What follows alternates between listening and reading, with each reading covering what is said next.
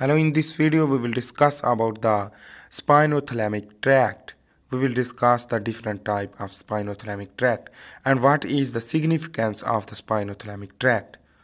So this is the nervous system lesson. Let's begin to understand. First is the dorsal spinothalamic tract we will discuss. So just recapping the spinal cord here. So this is the basically is the dorsal region, which that's got dorsal column and contain a lateral side is the fasciculus cuneatus lateral pathway, and the orange color shows that inside is the fasciculus gracilis.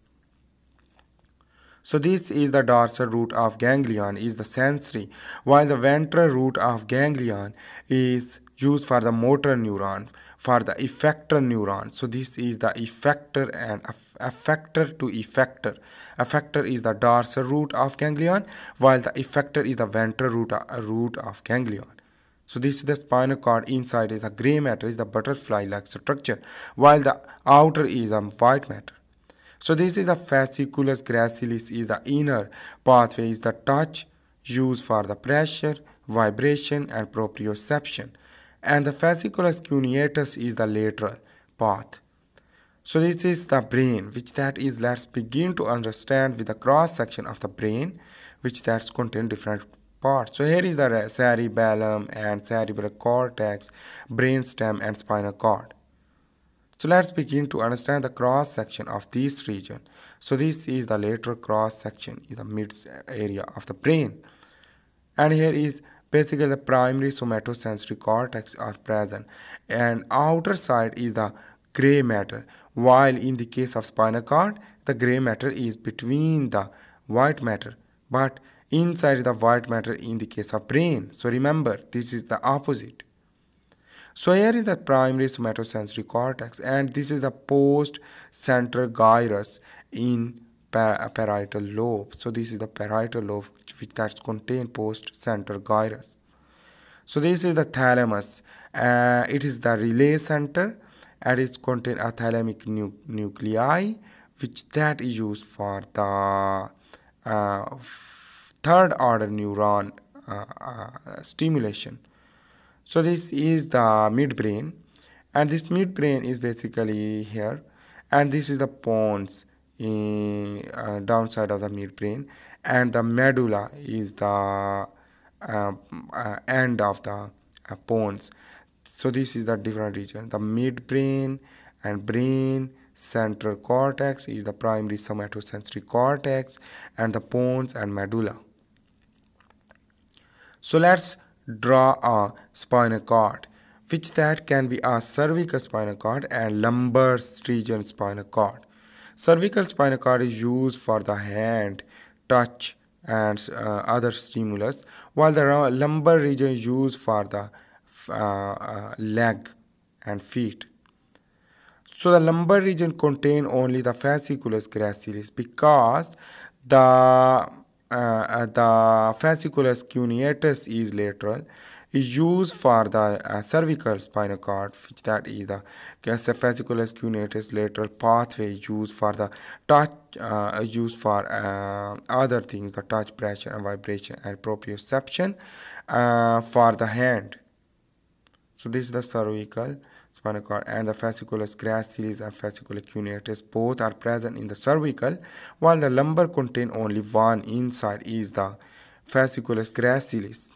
So remember, so this is the dorsal ganglion, and this is the dorsal pathway, which that is used for the sensory nerves move toward the brain, while the ventral ganglion, ventral root of motor nerve fiber, is the effector nerves, which that is give the response after the stimulus when go into the brain. So this is the stimulus from the hand in the skin. So let's begin to understand. First is the skin anatomy. So the skin anatomy contain epidermis, dermis and hypodermis. So the epidermis contain dead keratinocytes, and here hair shaft, which that is dead, but inner is the dermis, which that's contain basically living tissue, and it's contain nerves And hypodermis contain adipose tissue, and there are a lot of blood circulatory system used for the vasodilation and vasoconstriction for the thermoregulation. So here is the blood vessel, and this is the different region which that contains sensory nerve fibers. So this is the outermost sensory fiber is known as the touch, pressure, vibration, and this is the Merkel cell, which that is used for the touch and pressure, and it is arise the first order neuron toward the spinal cord from a dorsal root of ganglion is the sensory. So after this we go into the dorsal root of ganglion, and after this go and in move into the medulla, and the move into the medulla. Here you can see the dorsal column nuclei, which that will be here you can see, and in this way the second order neuron will be arise from the midline, and after this go into the second order neuron into the pons, and after the pons it's go into the midbrain, and midbrain will lead to increase the upper part is the spinothalamic nuclei, thalamus relay, and the ventral posterior lateral nucleus are present in the spinal cord. While here the raphine ending is used for the pain, and it is the outermost, basically is close to the skin, epidermis, and it is used for the pain. So that is why the pain is quick response due to the slight needle puncturing will lead to also. And on the other hand, here is the masseter corpus cells.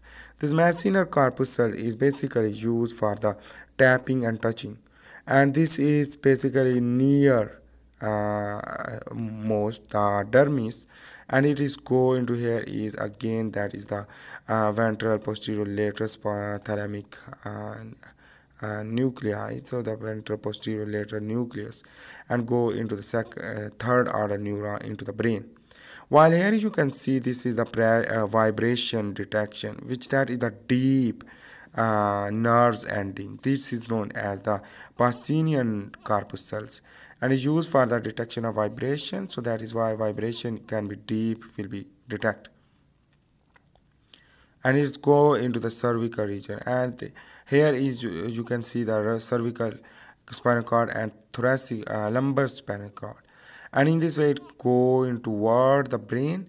So this is the ascending pathway, while the descending pathway is used for the stimulus response. So this is the ascending pathway. We are not discussing about the descending pathway, but you should just understand about that. Descending pathway will bind the neuromuscular junction for the contraction of muscle as a response. So the movement of body due to the descending from the via motor nerves. So here is the dorsal column, which that is the medial lemniscus pathway, which that is involved. This was the dorsal column medial lemniscus pathway, and it is the first order neuron is the dorsal root ganglion, and the second order neurons is basically they synapse at the fasciculus.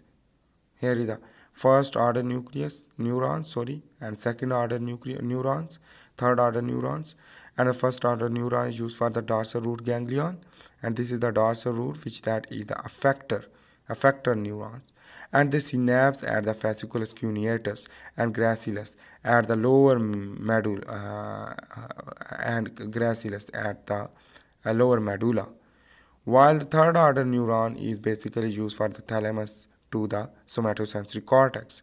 So remember, first important thing is that this is the ascending pathway, and this is the all neuron, the first, second, third is the ascending, and this is the effector nerves fiber. And here is the spinothalamic tract parts. We can distinguish two parts. So the lateral spinothalamic tract transmit pains and temperature, while the anterior spinothalamic tract or ventral spinothalamic tract, the ventral spinothalamic tract transmit the crude touch and film pressure. So let's begin to understand the spinothalamic tract as a ventral or anterior spinothalamic tract. So the spinothalamic tract, the ventral, is involved the first order neuron, also the second order neuron, and third order neuron as well. So the dorsal root ganglion, which that is used for the dorsal root and ganglion, again that is the same mechanism we are recapping. And the second order neuron is across the central canals in the midline where they run up in the spinothalamic tract, and lateral lemniscus to terminate in the posterolateral nucleus in the thalamus. So this is the second order neuron. So remember again I am revising that cross the central canals in the midline where they run up in the spinothalamic tract, and lateral lemniscus to terminate in the posterolateral nucleus in the thalamus. So the third order neuron pass from the posterolateral nucleus of the thalamus to the somatosensory cortex in the parietal lobe. So important things you should need to understand that here is the I am drawing the again third order neuron pass from the posterolateral nucleus of the thalamus. So the posterolateral or ventral posterolateral nucleus of the thalamus, which that is used for the to ascending pathway as a effector neuron. So the first, second, and third effector neuron will lead to effector neuron. After the descending pathway, we will not understand in this diagram. So this is the different spinal cord cross section. For example, the cervical spinal cord, and here is the brain, midbrain, pons, and medulla. So this is used for the ascending pathway. And here is the cervical spinal cord, thoracic spinal cord at the thoracic region, and cervical spinal cord at the cervical region, while here is the lumbar spinal cord. This is the lumbar region. So this is the shorter, but here is the diagram you can understand. So here is the ventral pathway, which that's contained a ventral pathway, and in this way it will not move via gray matter, but it will move to the white matter because the quick response, not quick response. So here is the substantia gelatinosa are present here, which that integrate the neuron, third or second order neuron from the lumbar region, and in this way here is you can see the dorsal horn of the gray matter. So this is the ventral pathway. In this way here is you can see this the ventral ganglion, which that move toward the medulla, and after this move toward the medulla, the third order neuron. This third order neuron will ultimately integration in the gray matter of the brain. After the integration with the different location of the brain will detect, and descending pathway will lead to motor nerves stimulation, will lead to effector nerve stimulation for response. So is the ventral posterior lateral nucleus of thalamus. So here is the dorsal root of ganglion, which that's contain nuclei, and here is the basically here you can see this is the movement from the cervical region and the thoracic spinal cord. So this is the same mechanism you can understand. So in this way here this is the ventral pathway, and that's required here you can see this is the lateral spinothalamic tract, which that is used for the detection of temperature and pain, that is slight pain. And here you can see this is the anterior tract, which that is used for the crude touch, yes, and film pressure. And on the other hand here you can see this is the another things which that is here is the spinothalamic tract, which that is moved toward the brain. So remember the ventral spinothalamic tract is this, and I hope you make sense about that. That is the dorsal column and ventral.